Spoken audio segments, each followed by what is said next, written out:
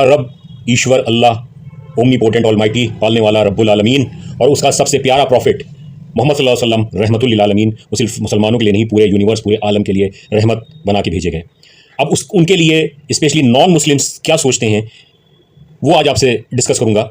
सबसे बड़ा नाम प्रोफेसर रामकृष्ण राव, जो कहते हैं द पर्सनैलिटी ऑफ मोहम्मद, ये पद्मश्री हैं भारत सरकार और प्रोफेसर हैं फिलॉसफी के Ramakrishna Rao. The personality of Muhammad, it is most difficult to get into the whole truth of it, only a glimpse of it we can catch.